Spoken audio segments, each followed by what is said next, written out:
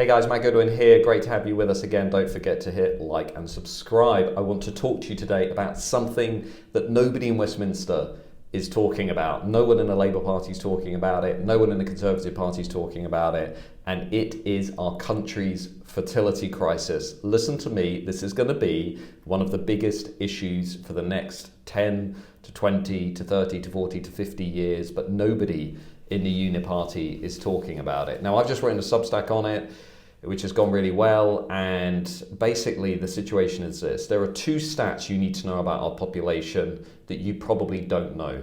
The first is, if you look at the UK, there are now more deaths than births among the native population, meaning that we're having more funerals than birthday baby celebrations for the first time in 50 years. Our population is not growing anymore, it's shrinking. The only reason once you look beyond the native population, the only reason it's growing is because of mass immigration. But our population as an entity of people is actually shrinking over time. The second thing to know is our fertility rate. Now remember, a replacement rate is 2.1, so you need a fertility rate of at least 2.1 in order to replenish your population over time. Our fertility rate in 2024 has just fallen to 1.44 and is forecast to fall to 1.3 by the end of this century. We are, in other words, seeing the lowest fertility rate on record since records began in 1938. Now, what does all of this mean? It means basically that the majority community that we have in our country could be close to halving every generation, which will obviously radically transform our country, it will transform our economy, it will transform our culture, it will transform our values. And this is not just a problem for the UK, this is a problem for lots of Western countries. It's a problem for everybody from Germany to Sweden. But in Britain, what we've got is at the same time a hapless political class, a uniparty on the left and the right, that firstly is refusing to talk about this issue, but secondly is lulling people into a false sense of security by saying, well, actually, we should deal with this crisis by relying on, you guessed it, mass immigration. That's one of the reasons why, over the last 20 years, politicians on both the left and the right have put the pedal down on mass immigration. But this is not the solution to the fertility crisis. And one person who's pointed this out and why I wanted to make this video and just kind of really share this knowledge with you is Paul Morland, who is a really good demographer. And he's written a book called No One Left: Why the World Needs More Children. And he says, look, the reason mass immigration is not the answer is basically twofold. The first is because immigrants themselves get older over time and their fertility rate will also decline over time. So basically what you're doing by relying on mass immigration to solve the fertility crisis, which it will never do, is you're creating a massive Ponzi scheme, or what I call a population trap. Now you can see this in places like Canada and Sweden, because what basically happens is the population increases to such an extent, it becomes bigger and bigger, and it becomes also much more culturally and ethnically and religiously diverse, but it becomes so big that it exceeds the capacity of the state to provide core public services, like a functioning national health service, like infrastructure, like roads, schools, like available and affordable housing, basic public services, keeping the streets safe. So the state basically collapses under the pressure of this ever growing population. And the second reason we can't rely on mass immigration, as Paul Morland points out, is because countries that have traditionally been poorer than the UK now have often higher fertility rates, like such as Ireland and Poland, over years have actually become a lot richer, and they've seen those fertility rates now, like us, decline. So there is no longer an available labour force, if you like, to come over, and there aren't the economic incentives for the Irish or the Poles to come over because their economies are often doing much better than our own here in the UK. So what does that mean? That means we then become much more dependent upon migration from outside of those traditional sources of migration. So we look to countries in sub-Saharan Africa, in the Middle East, in parts of Asia, countries that often have lower levels of education, that often have lower levels of prosperity, lower levels of productivity, and crucially, completely different cultural values and ways of life.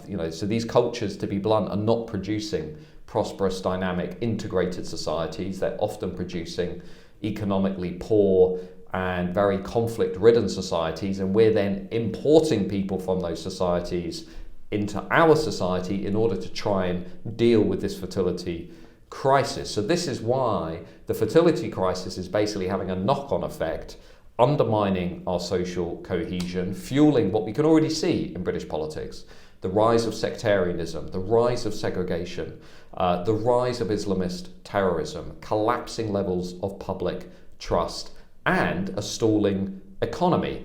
As I've already pointed out over at my Substack, mattgoodwin.org, and on videos on this channel, what the elite class will tell you is that that kind of migration is also economically beneficial, but the evidence for that is not there. Even the Office for Budget Responsibility, which is a pretty neutral kind of blob kind of quango, has admitted that the low-wage, low-skilled migrants, like the ones we're now importing from parts of Africa, Asia, and elsewhere, are actually a net fiscal cost. On average, a low-skilled, low-wage migrant that we import from, let's say, sub-Saharan Africa is costing the British taxpayer on average £150,000 over their lifetime, rising to £500,000 if they live to the age of 80, rising to £1 million if they live to the age of 100. So they are taking more out of the collective pot than they're putting in.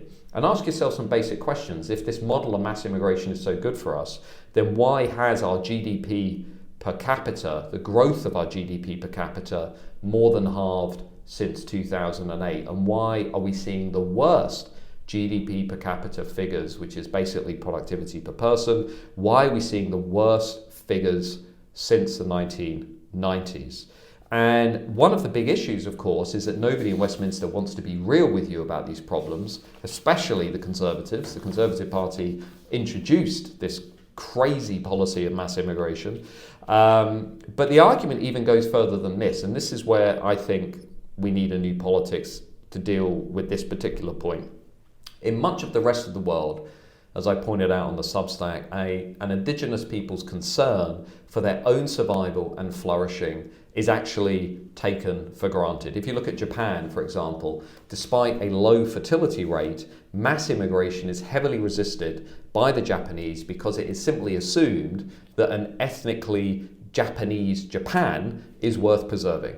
Or if you look, for example, at Korea, much the same. They oppose mass immigration. They want to protect what it is to be Korean. In Tunisia, another country which has a low fertility rate, the president has railed against the country being swamped by migrants from sub-Saharan Africa and also from different religions.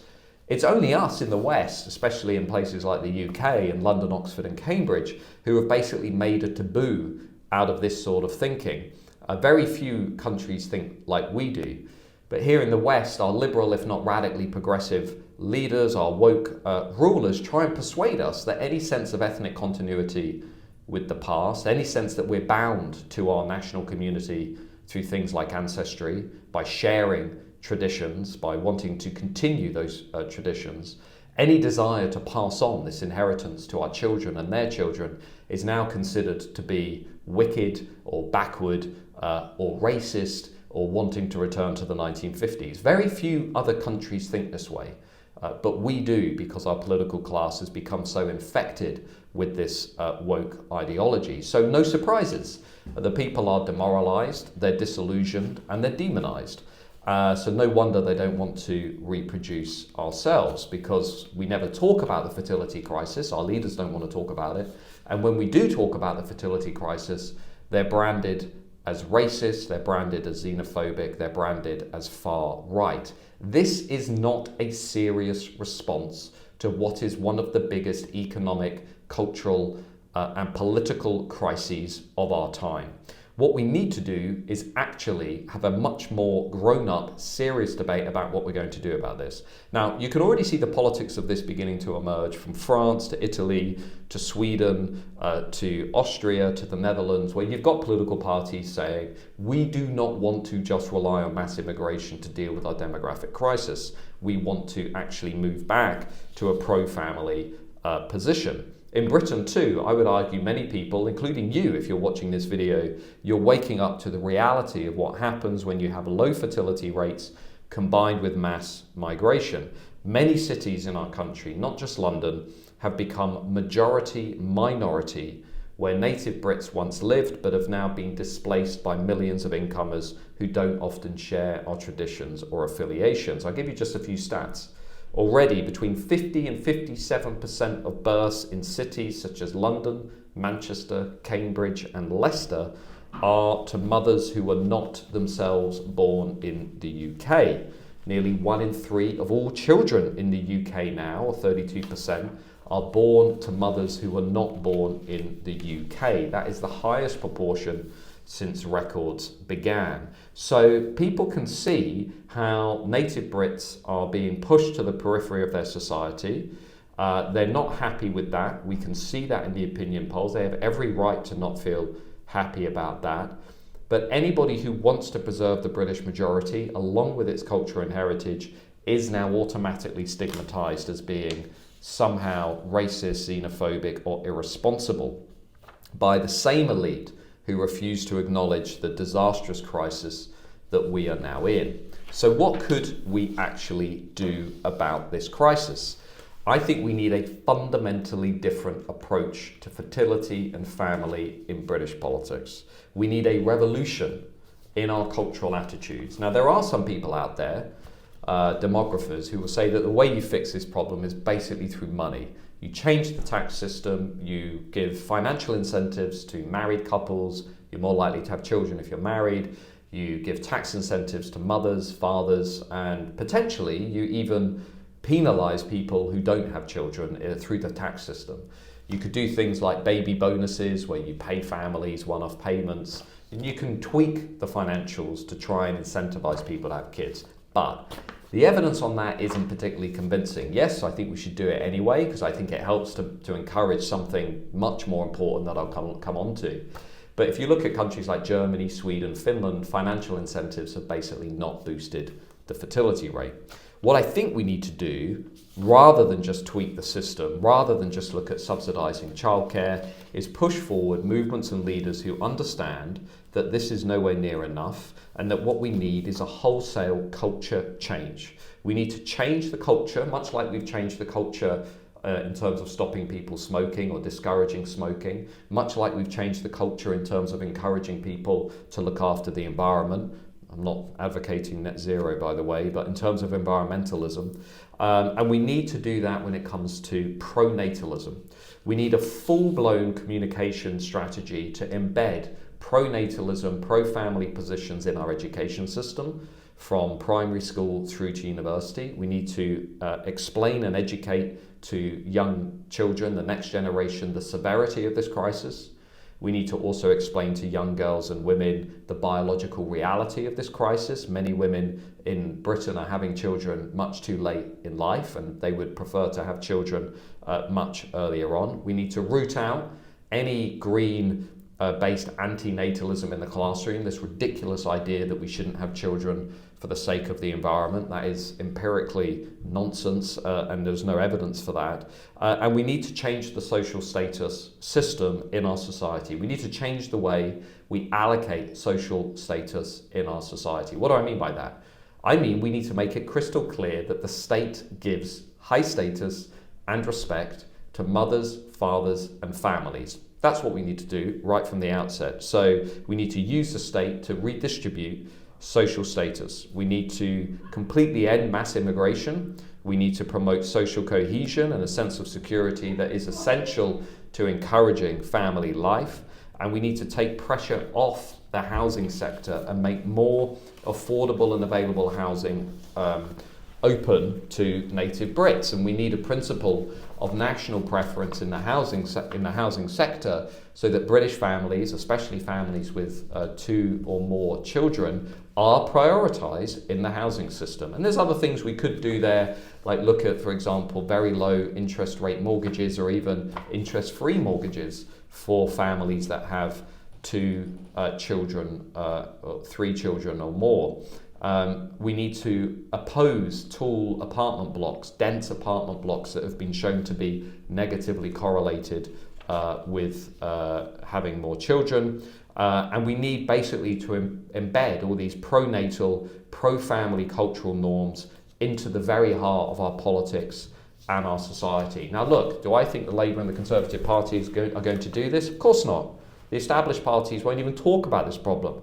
I mean, you know, they view mums and dads as like economic units that need to be sent back to work as quickly as possible. But if we are to actually take back our country, if we are to save our country, if we are to reproduce our country over generations to ensure that it survives, to ensure that we have a leadership that understands the importance of protecting and preserving our national community, then we need to start by having this very serious conversation about the fertility crisis, which is why I've made this video about it, which is why I've written the Substack about it, and which is why I'd urge you to share our content with your friends and family so that they too can be informed about the real challenges that are facing our nation. If you've not clicked like and subscribe on our channel, please do so. If you've not joined us on Substack at mattgoodwin.org, please do so. And of course, all other social media. But the point that I'm trying to make here is the fertility crisis is the biggest crisis we face as a nation. And no one out there is really talking about it except people like me and you. And we're thinking about it and we're thinking about these ideas. So let's keep doing that. Speak to you soon. Thanks for tuning in. Matt Goodwin. Bye-bye.